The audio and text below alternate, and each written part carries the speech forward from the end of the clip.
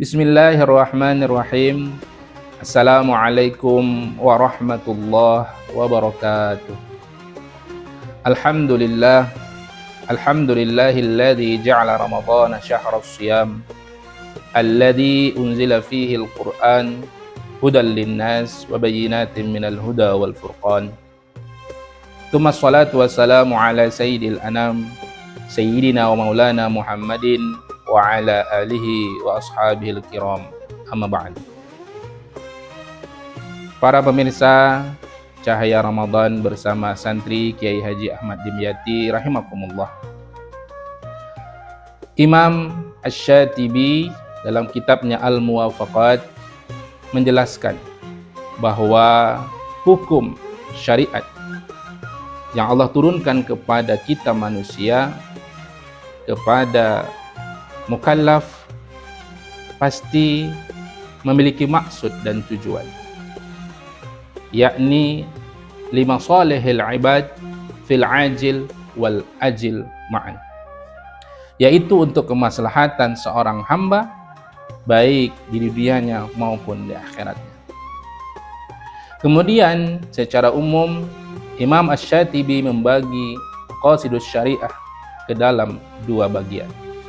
Bagian yang pertama adalah maqasidus syari' atau al-maqsad asy-syar'i fi wad'i syariah, yaitu tujuan Allah Subhanahu wa taala menetapkan hukum syariat. Yang kedua adalah al-maqsad al-mukallaf atau maqasidul mukallaf, yaitu tujuan, maksud dari orang-orang mukallaf ketika ia menjalankan syariat tersebut. Di antara salah satu poin berkaitan dengan maqasidus syari' fi wad'i syariah, tujuan Allah Subhanahu wa taala meletakkan syariat adalah, kata beliau, ikhrajul mukallaf an da'iyati hawahu hatta yakuna 'abdan lillahi ikhtiyaran kama yakunu 'abdullahi ittiraran. Salah satu poin penting dari tujuan Allah Subhanahu wa taala meletakkan hukum syariat adalah untuk mengeluarkan seorang hamba dari belenggu hawa nafsunya sehingga dia mampu melaksanakan segala aturan-aturan syariat itu penuh kesadaran, penuh kesukarelaan. Jamaah rahimakumullah, segala aturan syariat baik berupa perintah untuk kita kerjakan maupun berupa larangan untuk ditinggalkan, itu semua pasti bertentangan dengan hawa nafsu kita.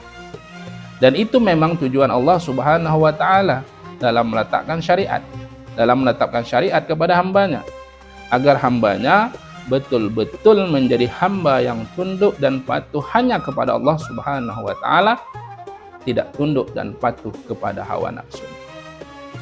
Jamaah rahimakumullah, manusia diciptakan oleh Allah Subhanahu wa taala dibekali dengan akal dan hawa nafsu. Terkadang kita manusia lalai terhadap bujuk rayu hawa nafsu. Betapa banyak manusia yang diberikan akal tapi tidak mampu mengendalikan akalnya dengan baik, tidak mampu mengelola akalnya dengan baik, sehingga dia dibelenggu oleh hawa nafsunya. Akalnya kalah dengan hawa nafsunya, sehingga dia menjadi manusia yang lebih hina dari binatang. Balhum adal, kata Allah, bahkan mereka lebih sesat dari binatang yang tidak diberikan akal. Jamaah rahimakumullah, puasa Ramadan mengajarkan kepada kita bagaimana manusia mukmin mukallaf berpuasa tidak hanya menahan lapar dan haus, nafsu makan, nafsu minum, atau nafsu yang mampu membatalkan puasa, tapi juga kita diwajibkan untuk menahan dari hal-hal yang dapat membatalkan pahala puasa. Inti dari tujuan pensyariatan puasa seperti mana yang Allah terangkan dalam surah Al-Baqarah, ya ayyuhalladzina amanu kutiba alaikumus syiyam kama kutiba alal ladzina min qablikum la'allakum tattaqun. Supaya kalian menjadi orang-orang yang bertakwa. Orang yang bertakwa imtithalu awamirillah wajtinabu nawahihi, menjalankan segala perintah Allah dan menjauhi segala larangan Allah. Ketika manusia sudah mampu mengendalikan hawa nafsunya dengan baik, maka ia akan menjadi orang yang bertakwa. Sebaliknya, mustahil seorang beriman, seorang muslim itu mampu mencapai derajat orang-orang yang bertakwa tanpa ia mampu mengendalikan atau menundukkan hawa nafsu. Imam Al-Ghazali dalam kitab Ihya Ulumuddin juga mengatakan bahwa banyaknya kerusakan di muka bumi ini, kerusakan alam lingkungan, kerusakan ekosistem, kerusakan sistem moral, terjadinya perbuatan-perbuatan kezaliman, kemaksiatan, perzinahan, pembunuhan, pemerkosaan, perzinahan dan lain sebagainya, itu disebabkan oleh nafsu, keserakahan manusia yang tidak dapat mengendalikan hawa nafsunya. Ramadan datang untuk mengajarkan kepada kita, untuk melatih kita, untuk meriset kembali kita sebagai manusia, bagaimana menghadapi atau mengendalikan hawa nafsu kita, sehingga nafsu tersebut tidak membelenggu kita atau tidak akan menghancurkan kita.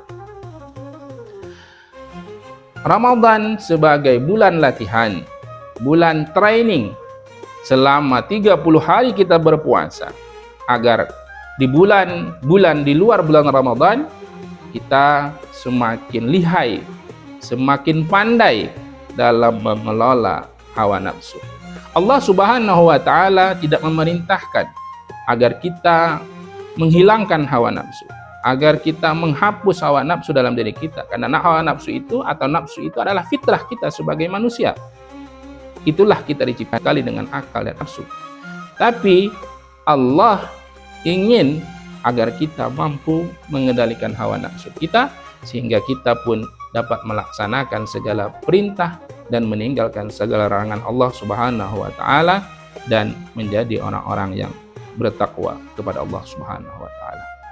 Mudah-mudahan Ramadan tahun ini bisa kembali menjadikan kita sebagai individu-individu yang memahami dan mampu mengendalikan hawa nafsu kita dengan sebaik-baiknya, sehingga menjadi orang-orang yang bertakwa di sisi Allah Subhanahu wa taala.